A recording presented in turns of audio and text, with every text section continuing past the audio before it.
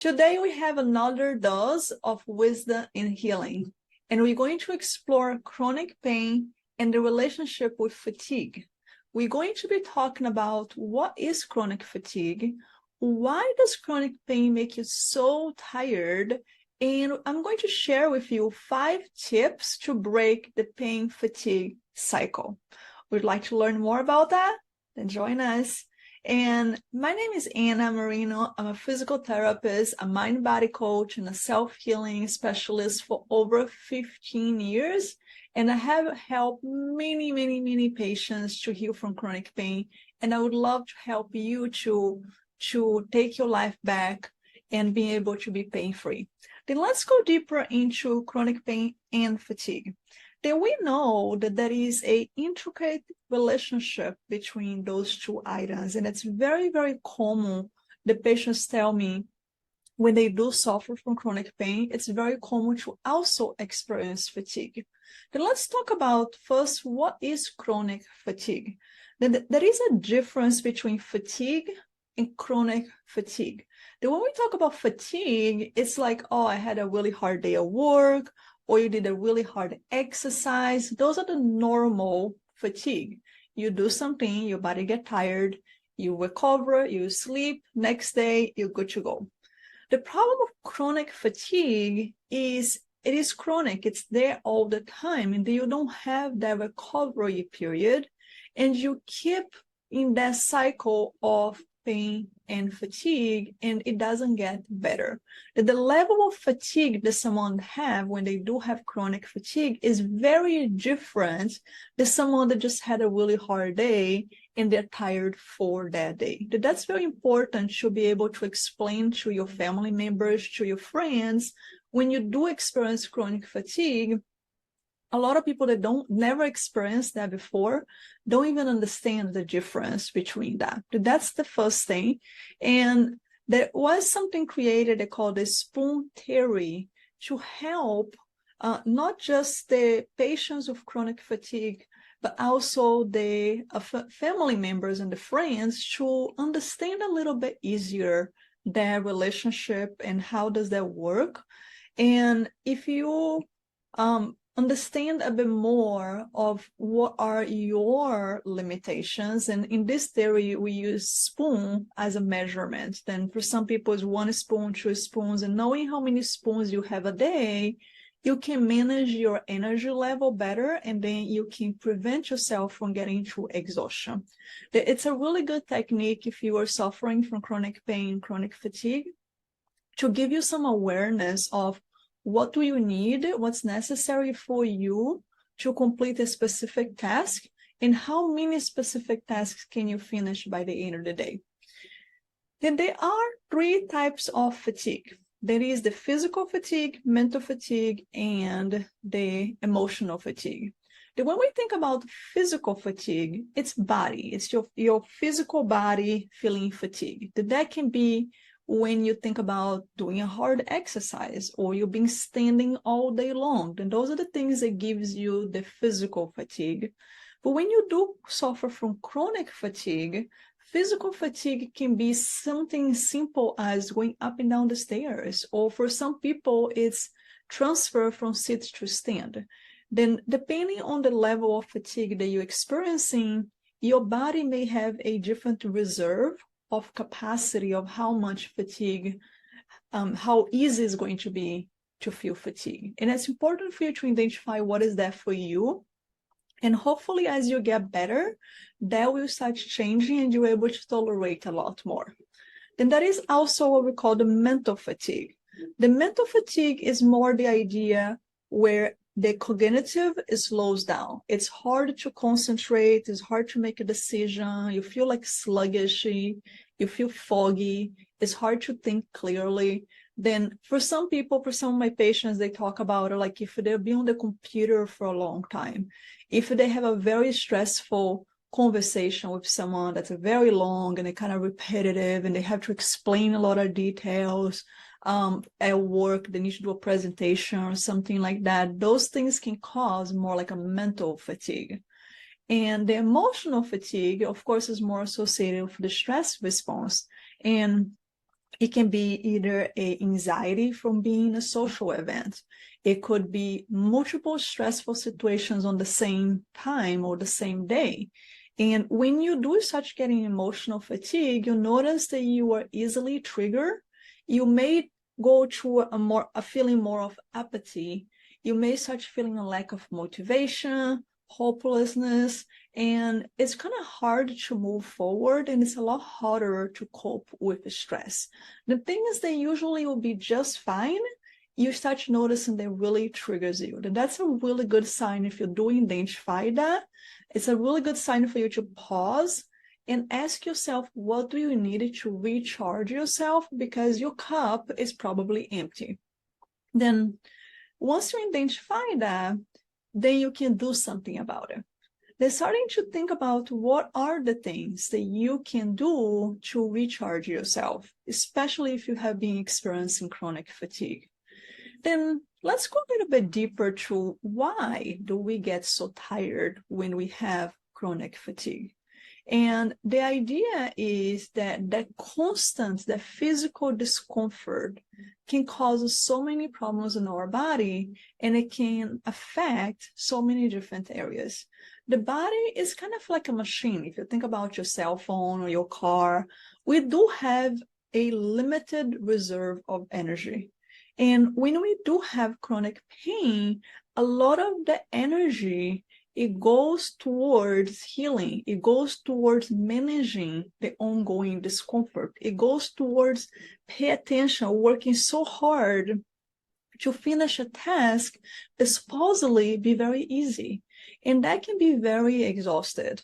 And when you add that to, for example, people sometimes have sleep problems. It's very common for my patients when they start working with me, they complain about sleeping problems. And when you do have sleeping problems, it's hard for you to recover. This is your time to recharge your battery. That's your time to be able to fill up your cup. And if you're not sleeping well, you're not recharging. It's really important, if you're having any sleeping problem at this point, make sure that you start addressing that part, because that's going to directly affect your sleeping, your healing, and your fatigue.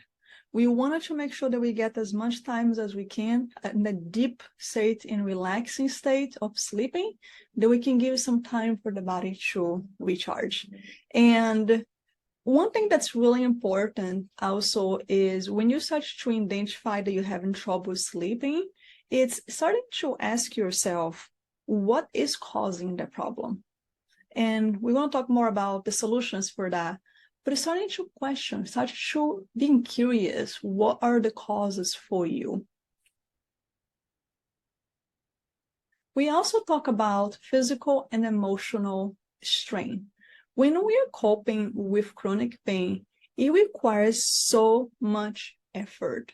You need to address your family different, your kids different, maybe your work environment, you need to change things around. And a lot of patients feel that constant frustration to have to change their life, to do things different, or even the frustration about the pain itself or the discomfort they're feeling. And all of that frustration and feeling disappointed or resentment, all of that, it kind of takes a toll on the body after a while. Then it's kind of similar if you have someone constantly bugging you, like a coworker or your kids, and they're constantly calling you, hey, can you do this? Hey, can you do this? Can you do that? And after a while, you start getting frustrated. And that's sometimes what happens with the pain. When you're experiencing pain for a long time, it's kind of like someone's poking you. It's like, hey, I'm over here. Hey, I'm over here. And after a while, it's exhausting. Then it makes sense that if you're taking so much energy for that, by the end of the day, you have nothing left. Another point that's really important is the stress in the body. Then why does the stress in the body affect the fatigue? And the idea is when we have chronic pain, the chronic pain becomes the threat. It becomes the trigger. The body starts to identify that as something is wrong. It's kind of like if you're walking around and you have a pebble on your shoe, and every time you step on it, you kind of pay attention to it and like, okay, what is this? and then the body do whatever it can to remove that pebble. However, with chronic pain, you may not have a tool to feel better. I hope you do. But if you don't, the body starts to having that constant stress response as something is wrong. And some people react that as the fight, flight, and freeze. And when you activate that sympathetic response, the fight, flight, and freeze response in your body, the body is going to start to create more inflammation. And the more inflammation that you create, the more tired you're going to feel. And then you start creating the cycle where you're feeling tired, the body got to work harder, and you continue to receive this message, this warning. It's kind of like all the alarms are going on, and you have these warning messages coming from your body, say something is wrong, something's wrong, something's wrong, and you don't know what's wrong is, and you don't know what you can do about it. And it becomes very challenging for the body to tolerate. That can be really, really tiring. It takes a lot of resources, takes a lot of energy to deal with that threat, even though it's not a real threat. And that's the safety components becoming really helpful. We're going to talk about that later, to be able to address the idea of it's not a real threat. And this ongoing response can leave your body so drained, both physically and mentally. Another thing that I see as a problem is the reduce of activity. And when we think about the idea of if you don't use something, you lose it, that definitely applies into this circumstance. If you're not moving your body, if you're sedentary, your muscle is going to start to atrophy. You're going to get weak no matter what. If you're having pain or if you just lie down on the couch for no reason, of course, if you don't use it, you lose it. You gotta get your body moving as much as you can. You needed to get that movement and to be able to increase the endurance and be able to help you to have more energy to move forward in life. And unfortunately, it kind of becomes a cycle. If you're not sleeping well, you don't have energy in the morning, and you have more stress, and you're more frustrated about the pain. And in this cycle, it kind of like a snowball. And the more you feel, the longer you're being experienced that, the bigger it feels. And when you think about fatigue, it may be that the longer you've been having chronic pain, the less capacity, the less energy you have. It's really important to identify what are the points for you, and feel free to share with us on the comments from the different topics that I suggested as a possibilities of things that could be affecting your fatigue. What are the ones that you feel like it's really affecting you? I'm very curious to know that. And all right, now we talk about the problems. Let's talk about the solutions. What are the things we can do about it? Then let me share with you 5 tips to break this cycle. Then we talk about the idea of movement. And I like to remind you the motion is lotion. Whatever movement you can do it can be, for some of my patients, it's going to walk and just grab the mail outside. That's all they can do. Wonderful. That's your movement for the day. But move, whatever you can do. Maybe it's walking inside the house. Maybe you cannot go outside yet. Move inside of the house. Maybe it can be some gentle movements like a yoga class or Tai Chi, Qigong. You can also join us for the self-healing movement. We do a lot of very, very gentle movements to help to regulate the nervous system. It's very relaxing to the body. And when you relax the body, of course, you're going to feel better. And just move. Whatever is for you, find a movement that feel comfortable and start slowly, start small, but start moving today. Number 2, eating healthy. Then we know that whatever fuel we give to our car, for example, is going to influence the performance of our car, right? And most people trying to give the best fuel for their machines. Then what if we start thinking about ourselves the same way that we do and with cars or other machines that we have, where we do try to feed ourselves with the best fuel, and food is our fuel. that whatever you put in our body, it's either going to heal or it's going to break you. Then if you wanted to heal faster, you needed to be very aware of what food do you give to yourself. Certain foods, that makes you very sluggish. You finish eating, you're like, oh my gosh, I need a nap. Then probably a good idea to avoid those foods. Where other food, you eat it and you're like, oh, that feels so good. I feel energized. I feel better. I feel lighter. I feel like I can do more today. Then start to pay attention of what food gives you that good feeling and start doing more of those. And what the food that start giving you that sluggish feeling. And please avoid those. Your body will thank you. Then eating healthy is really, really important and will definitely affect your fatigue level. Another tip that I would like to share with you are relaxation techniques. Then why relaxation techniques are so important for fatigue?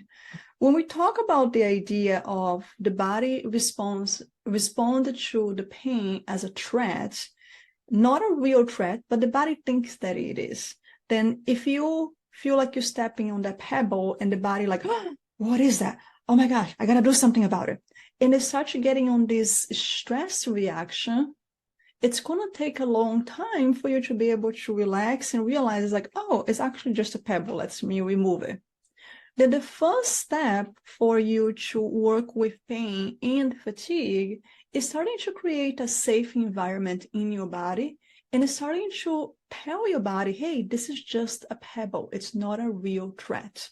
Then no matter how long you've been feeling pain, if it's been more than 3 months, there is a brain component there, and there is a part of your brain that's starting to understand pain as a threat. It's really important to start to rewire the part of the brain. Then we can start to tell the body, hey, it's okay. I got this. I am working on it. I'm doing the tools I know. I'm using the techniques that I know. And you are working towards get better. Then it's important for us to have techniques that we can shift ourselves from that stress response to a parasympathetic state, what's the relaxation, digestion, and healing. And when we are on that state, the body can recharge. The body can sleep. We can't sleep in a stress reaction. We needed to go to that relaxation state to be able to sleep. Then if you're having trouble sleep, I highly recommend you to do some relaxation techniques right before you go into bed. Then relaxation techniques can be meditation, it can be deep breath. I highly recommend you working with the body. There are a lot of somatic techniques that we teach inside of our academy that helps you to connect to your body, then allow you to release the tension from your body, then you can feel better. And the safer you feel, the more relaxed you feel, the more your body can heal, the more your body can recharge. And when that happens, then you can have energy. Your cup of water starts getting full again. You have more capacity again to do more at home, to do more in your personal life, to do more in your work. And that's cumulative. The better you get, the more you're going to have it. And that's really good news. And number 4 will be consistent sleep routine. It is so important to go to bed at the same time, wake up at the same time, especially when you're dealing with chronic pain. It's starting to prepare your body for the routine. It's start having something that you do before bed to start giving that message for your body that you are starting to get safer, relaxing, and getting ready to sleep. Sleep is one of the most dangerous position that we can put ourselves. If the tiger is coming, the last thing that you wanted to do it's lying down and sleep, right? There's the same thing. If your body is responding to a stress response, either is your pain or your environment or the tiger is coming or your boss is coming, if your body is responding to that, it's really hard to fall asleep. Then finding that safe space, creating that safe space in your bedroom, either it's like lowering the light, putting some candles, putting some music, whatever is that for you, that's going to find that safe space and starting to send a message to your body that it's okay to lie down. Nothing's coming. I'm okay. And number 5, take care of your mental health. It is so intertwined how pain affects our mental health. And we talk about the reasons for that already. And I see that in the majority of my patients, when you're in pain, the longer you are, the harder it becomes. Then make sure that you do what you need to do. You either seek support, you can look for a therapist, you can work with someone like me that work with the coaching. You can also looking for a support group like we have on the academy. There are many ways for you to find tools and techniques to help with your mental health. But the way you're looking at your pain, the way that you react when you have a flare-up, the way that your mindset is being wired is going to absolutely affect your perception of pain. And when we start shifting the perception of pain, the body can relax more. When we relax more, it's easier to heal. Then it's important to have both. Honor your feelings, honor where you are, validate yourself. Don't numb anything. Like allow yourself to feel the feelings and also shift our perception that we don't be on that space of feeling bad all the time. Does that make sense? I hope it does. Then I would love to hear from you. From those tips, what is something that you're going to start doing today that will start making a difference for you to help with your fatigue and your pain? Then share with us what is one step that you can start taking today to move forward on your healing journey. I'm very curious, and I hope that you can start using some of those suggestions and tips to continue to move forward on your healing journey, because that is another way. You don't have to be in constant pain. You don't have to be in constant fatigue. I work with many, many patients that could barely walk from the car to my office, and now they're hiking. Now they're taking their kids to school. They're living their life again. It's definitely possible, and I know you deserve that. I hope you find the solutions and techniques that work for you. And if you're ready to claim your life and heal from chronic pain and fatigue, join Be Health Academy. Be Health Academy is a science-based program that offers accountability, pain science education, stress management techniques, many different ways to shift your mindset. We're going to work on increasing your body awareness and also techniques to release the trauma from the body. We have a beautiful and supportive community and so much more for you. We also offer interactive workshops twice a month, and I will guide you on this healing journey. If you need help, join our Be Health Academy. I hope to see you soon.